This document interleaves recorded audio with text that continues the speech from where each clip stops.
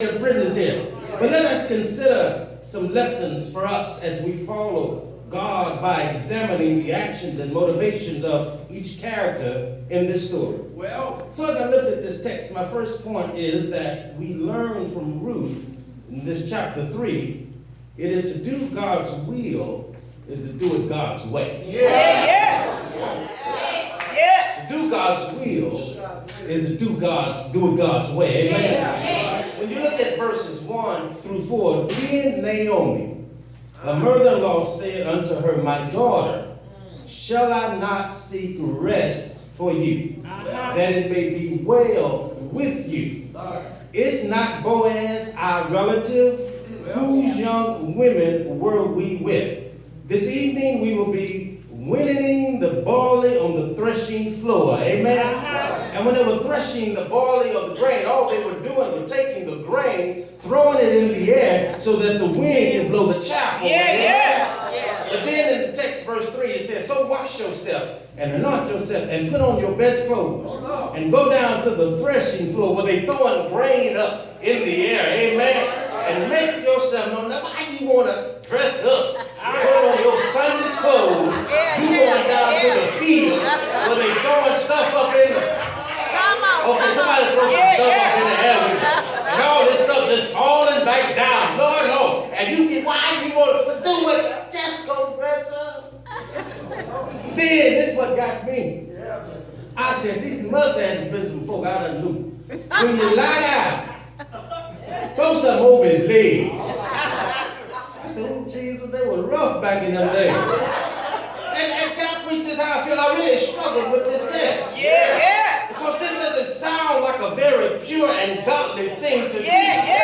What in the world do you think Naomi was thinking when she told Ruth to do this? What do you think she foresaw as the outcome from the secret night of operation? It doesn't sound very pure, does it, my brother? But in fact, to me, it downright looks like Naomi sent Ruth to Boaz late at night with just the two of them there, and the rest of the night at a time when Naomi might have thought that he could be under the influence of alcohol. Tied and threw grain in the air all day long. Maybe I'm seeing this wrong, but Naomi's plan looked like for all the world like a plan for Ruth to seduce him or at least to make herself available. But I've discovered, and as I've studied, that some commentators think that this was some sort of ancient marriage ritual that was appropriate for their time. And the problem is that such a wedding ritual is mentioned nowhere else in the Bible. I wish I had some help here. And would seem questionable at the best of our promiscuous age, not to mention how it would be perceived in the day much more strict than today. Okay, I just schooled you right there. But as the whole tenor of this story is that what Ruth is doing is unseemly. Look at this. In verse 3, it sounds suspicious. Like Naomi is telling Ruth to dress herself in such a way as to make herself physically attractive to him. There's really nothing wrong with that per se. But after all, who wants to look like a worker straight out of the fields if you want somebody to marry? I just said something, I don't know who I'm talking to. If you're trying to catch somebody, put on your best clothes. I just thought I'd throw that out there for free. You trying to catch a woman or you trying to catch a man, I don't care how old, how young you are. Don't look like you just come out the field picking cotton. And I ain't going to. I was saying, and another thing, now this is for free. Then when we catch somebody, then we slack up and stop dressing up, amen? Whenever you catch that person, keep doing it in the long run, amen? Everybody don't need to see you with your weave on the collar top. I'm at home, this is why I come out of the hole. Amen, I ain't got too far to go. Yeah.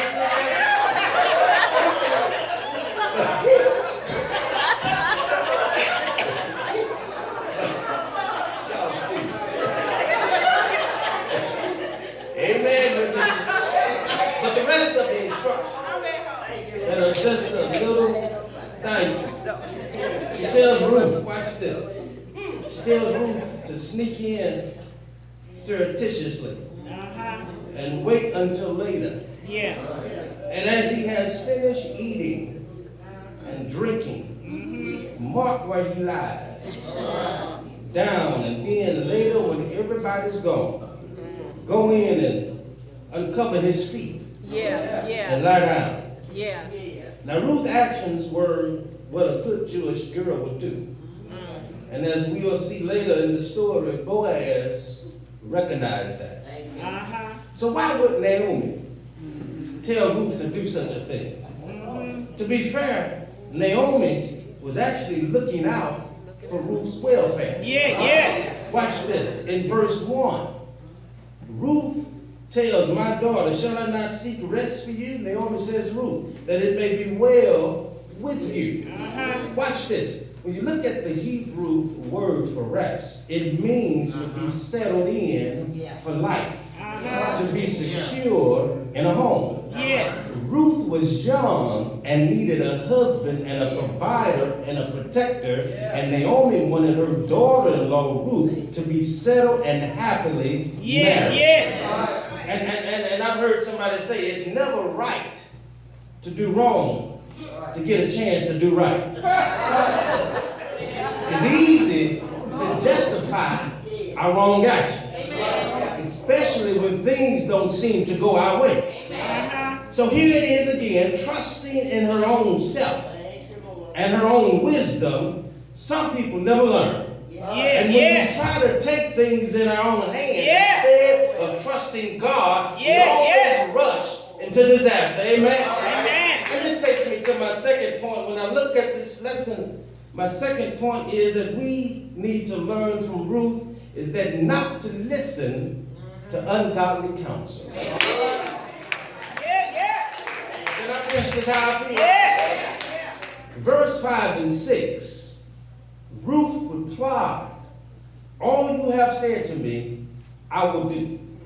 So she went down to the threshing floor and did just as her mother-in-law had instructed her to do, listening to godly counsel. But the Bible is full of people who love God, watch this, but fell short of God's best. And one of the most powerful proofs of inspiration of Scripture is that it doesn't whitewash the sins of otherwise godly people. If the Bible were a product of human authority and human authors, they would paint all believers in God as perfect in almost every way and airbrush out the bad parts. We'll have a witness here. So I don't need to defend Ruth's actions and all this to feel good about Ruth, but I think she does have a defense, and I'm sure it's not to whitewash what did or minimize the devastating moral effects that could have occurred, but to be realistic about who Ruth was and what her background was and who was her mentor in faith and what we can learn from this particular situation. Amen. But Ruth in her work and her walk with God, Ruth, when you look at chapter 1, verse 16, she vows to return with Naomi and says poetically, it entreat me not to leave you or to return from following after you, for where you go. What the text says, I'll go. And where you dwell. All right. What the text say, I'll dwell. Read you like you feel it. Your people shall be what? My people, and your God shall be my God. She said your God in future tense will be my God. Amen. In other words, my brothers and my sisters, when Ruth walked into that strange village of Bethlehem, Judea, with Naomi, she was much a baby believer, as could be, but it's clear from the rest of the story that she was trying to follow God. Amen. So I have a witness here. But the reality is that living for God is better called than taught. I need to say that. Living for God is better called than taught. That is the written test of the Christian life. The Bible and all that it teaches us can at times be theoretical if we're not careful. It's when we see the divine and the resting power of God operating in our lives, and you can't walk around here being a mature Christian and you get in your sad moments and you want to listen to other folks that don't believe in the power of God and the operating power of the Holy Ghost. Because when I've discovered at one breath they'll be hollering, I'm praying for you,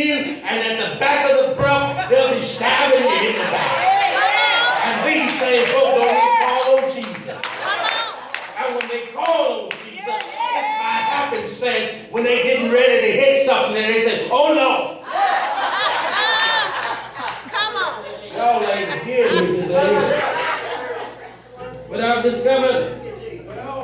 In other words, we learn how to pass the driving test in our lives from God, from mentors.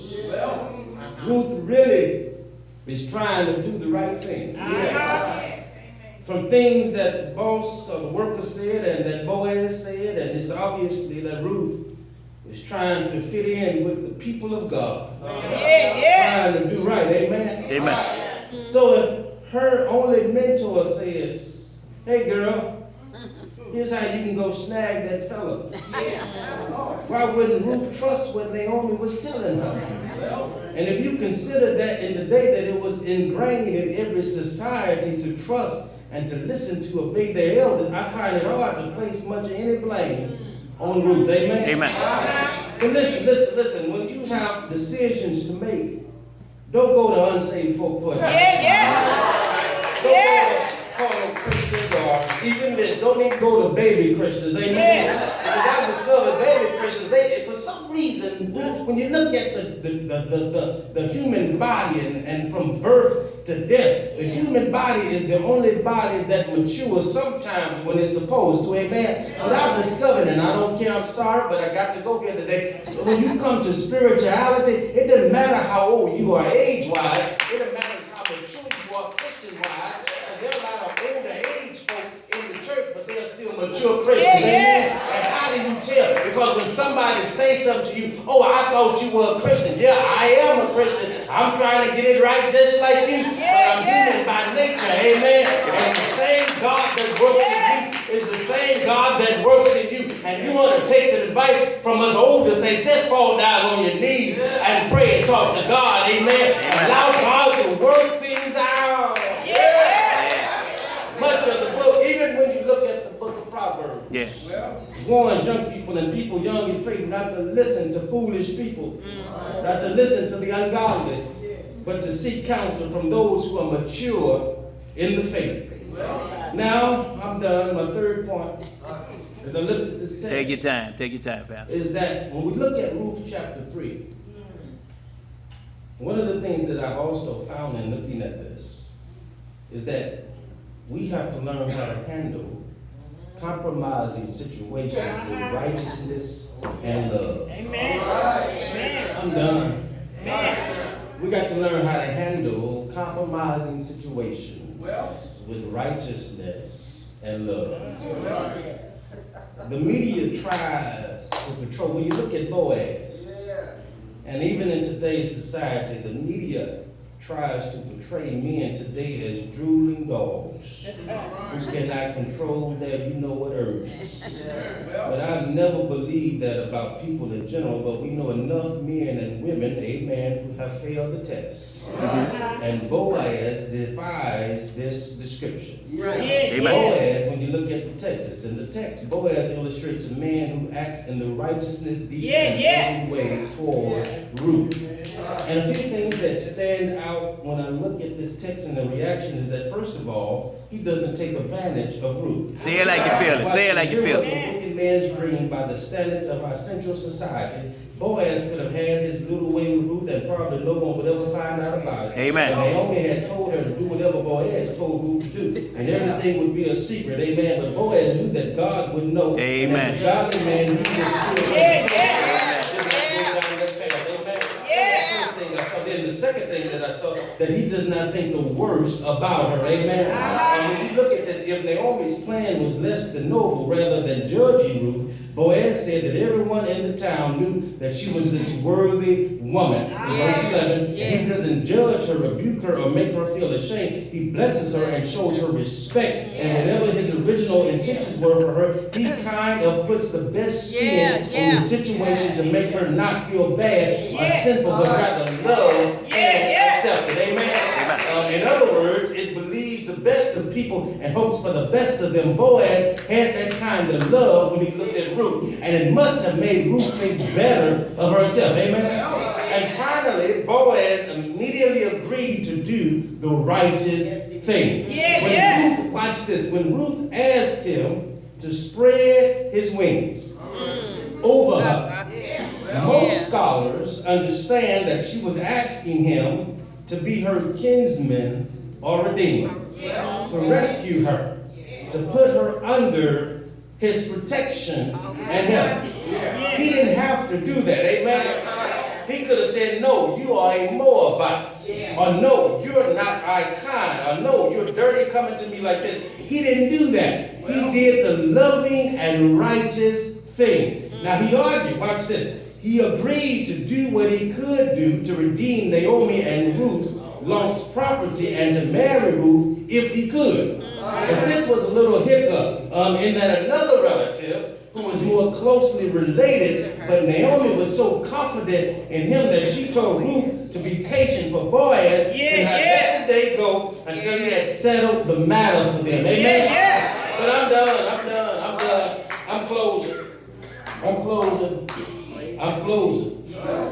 Baptist preacher got 3 closing. That's all it's doing, man. That means I'm done. So, first of all, watch this. When you look at the text, don't do wrong to achieve your goals. Even if they seem for a greater good. Amen? Never sacrifice righteousness for expediency. Amen? Do the right thing in every situation. And as one preacher put it, do right till the stars fall. Amen? And never compromise to get your own way. If God wants something to happen, he will not bless it being done in a way that's inconsistent to his will and his will and his will and his will. And if you think God is blessing, guess what? It won't last. And it won't work. Amen? And don't listen to unsaved. I'm just recapping what I already preached. That's what they taught me in one-on-one. Don't listen to unsaved and carnal and novice folk in the faith. Amen. You better listen to grandmama who been sending up some timbers a long time ago. Because every now and then you will have to reach up and pull one of them timbers down. Amen. Don't that brand new on me now. You need to listen to somebody who's been standing in the faith, been going through the trials of life, been having some risings and some falls, know how to get up and shake the dust off their feet and go on about their feet. Don't talk to nobody every time you see them. They holler, woe is me, I'm depressed. How you depressed 325 out of 365 days and you ain't taking no medicine, but you in the church house every Sunday morning, bucking and jumping and hollering and running down the aisle. Who you running for then? Because the same God that you're running for is the same one that can heal your depression. Third, I discovered when facing a compromising situation, respond with righteousness and lovingness. And I thought to myself, if Boaz was righteous, why didn't he send Ruth home then? And scholars tells us the reason he was sleeping on the threshing floor. It was to protect his grain from those trying to steal it. So he couldn't leave the company Ruth home. On the other hand, he could not send her home in the dark because he was afraid she'd be attacked. But what he did was act righteously and lovingly. Amen? But not every situation we find ourselves in is always going to be clearly cut and dried. Amen? In those situations, we must balance righteousness and love to know the best course that God will provide for us. Amen? But I'm done. This is how I'm going today. I told y'all I'm tired. Y'all said y'all wouldn't, so I need a few more amens. But I want to leave you with this. Finally, come to Jesus. In case you haven't caught it yet, Boaz is a picture of our Redeemer. I'm done now. I'm going to go to the cross. Jesus the Christ. Amen. We're in the place of Naomi and Ruth, and spiritually poor, beaten down, vulnerable. But we need somebody to rescue us in our need, my brothers and sisters. And as Boaz was to Ruth, Christ is to us. He is the great Redeemer. He is the one who's brought us back. And we've been sold into slavery through our sin. And we're powerless to pay the price of our debt. To God we owe. I don't know about you, my brothers and my sisters, but we owe a debt to God. Amen. But the good news is there is a Redeemer. We've been bought back by the precious blood of Jesus. When Christ died on the cross, he paid the penalty that we deserve to pay. I don't know about you, my brothers and my sisters. I got to leave you right now. But since we feel like it's Sunday morning, one Friday he died.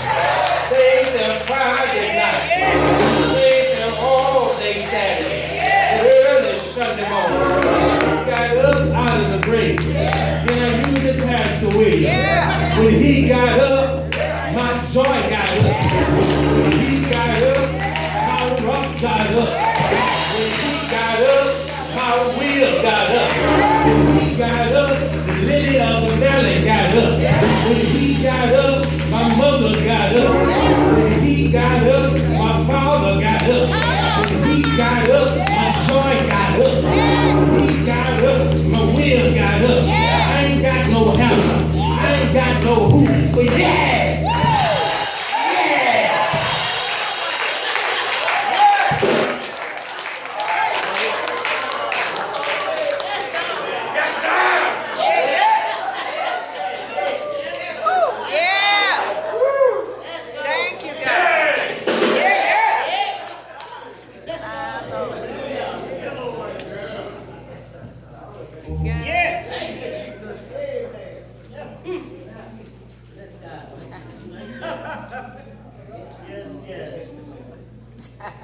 The book of Ruth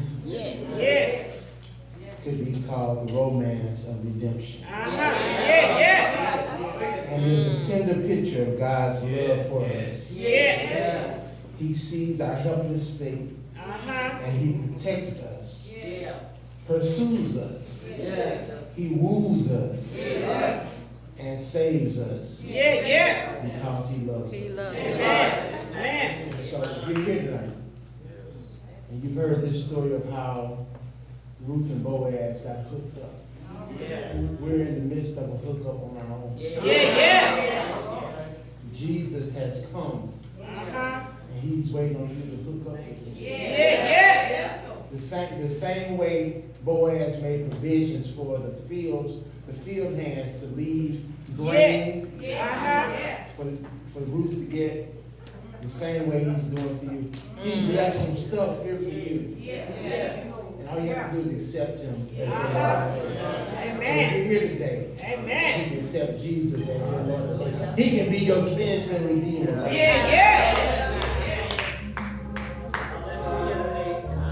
If you're here, don't wait till you get back to your home church. Don't wait till your favorite preacher is standing here. All you need to know is Jesus is standing here waiting. If you give your life to him,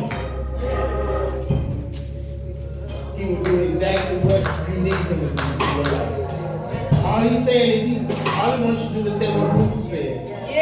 Where you go, I'll go. So if you're here tonight, this is your opportunity.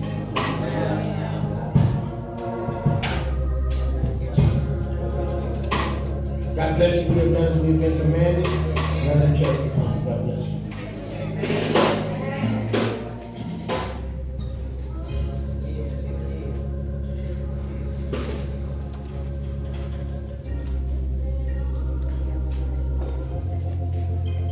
Praise God. Amen. It's not our hearts burn. Brother went through the word. Praise God. I remember him. Praise God. We got a kinsman. We got a redeemer. His name is Jesus.